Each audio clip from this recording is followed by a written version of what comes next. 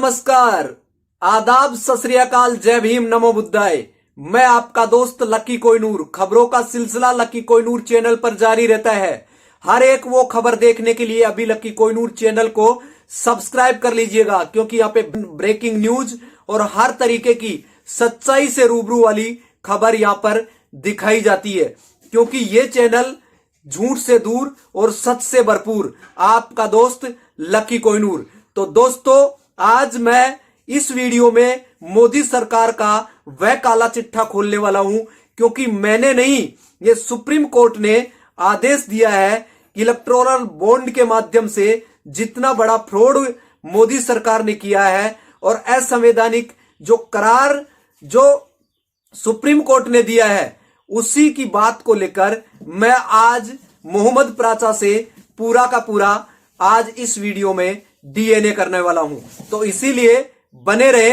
और मैं आज आपको यह भी बता देता हूं इस वीडियो के अंदर कि अभी मोदी सरकार की नींद उड़ने वाली है, इसको सदमा हो गया है और 400 पार का जो सपना है वो चकनाचूर हो गया है, क्योंकि 40 सीट भी अब मोदी सरकार के खाते में नहीं आने वाली है। क्योंकि पहले लिस्ट मोदी सरकार बाद में तय करके और बाद में टिकट देने के बाद में लिस्ट जारी करती थी।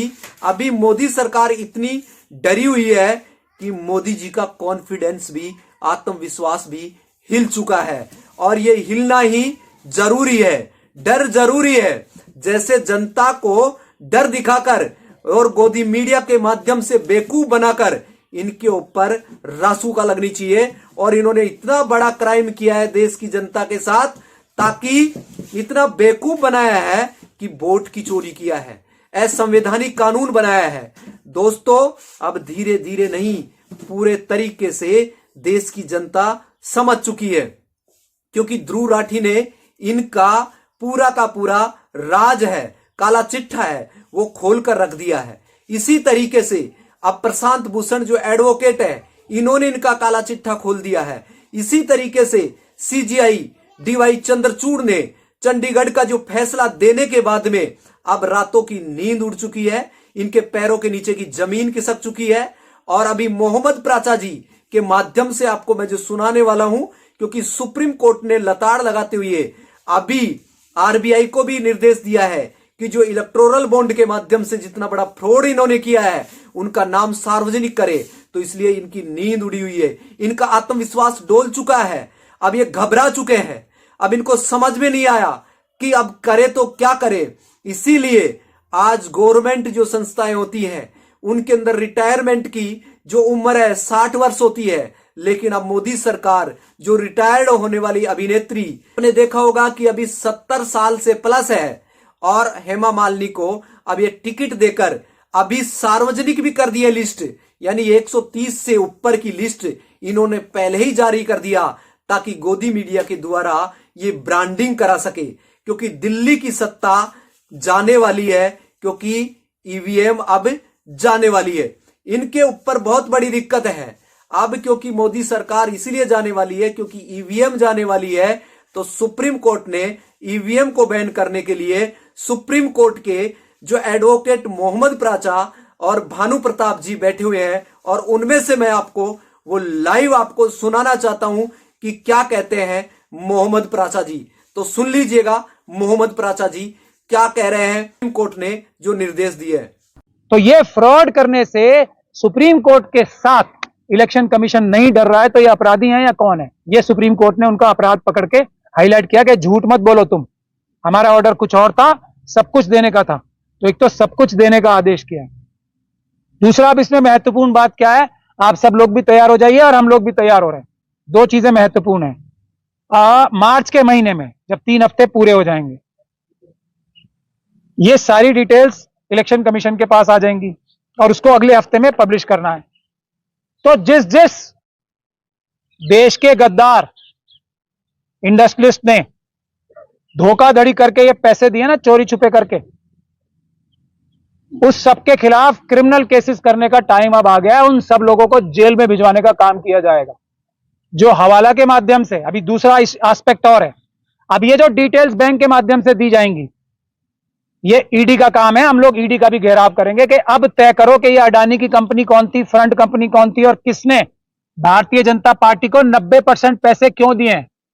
क्या कोई और पार्टी अच्छी नहीं लग रही है? तो सुप्रीम कोर्ट ने अपनी जजमेंट में यह भी कहा है, दो वजह होती है पैसे देने की।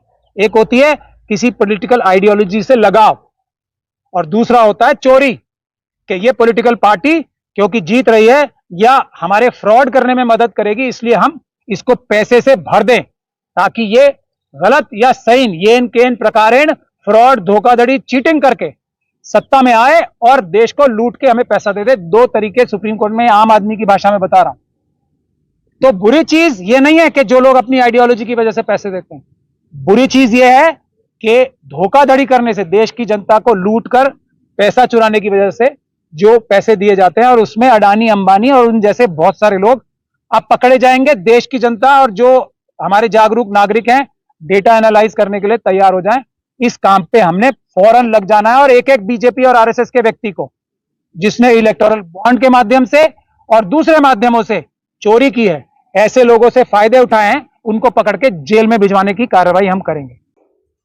दोस्तों अब आपने सुन लिया, क्योंकि ईवीएम के ऊपर जो फ्रॉड किया है, इलेक्टोरल बॉन्ड के माध्यम से जो फ्रॉड किया है, उनके नाम सार्वजनिक आते ही अभी कोर्ट एंड कंडेप्ट, अभी केस इनके ऊपर चालू किया जाएगा और मार्च के अंतिम सेशन में अभी जो सुनवाई होने वाली है, क्योंकि ईवीएम जाने वाली है। तो दोस्तों सजग रहे और सावधान रहे और आप अपने हक और अधिकार की लड़ाई है, वो आपको जो फंडामेंटल राइट है, जो कॉन्स्टिट्यूशन ने आपको दिया है, वो आपका अधिकार है। अगर आप अपने अधिकार को नहीं बचाएंगे तो आने वाली पीढ़ी नहीं, आप खुद भी आजाद भारत में गुलाम बनकर रह जाएंगे। क्योंकि ये वीडियो ज्यादा से ज्यादा उन लोगों को शेयर करें जो कि मोदी भक्त हैं, जो कि अंध भक्त हैं, ताकि उनकी रातों की नींद वो भी जाग सके और वो काम पे लग सके। इसीलिए लक्की कोहिनूर फिर ऐसे ही धाकड़ वीडियो आपके बीच में लेके आते रहेंगे। तो अभी लक्की कोहिनूर चैनल को सब्सक्राइब कर लीजिएगा और लक्की कोहिनूर को दीजिएगा इजाजत। Thank you so much. Okay bye. जय भीम, नमो बुद्धाय। शुक्रिया।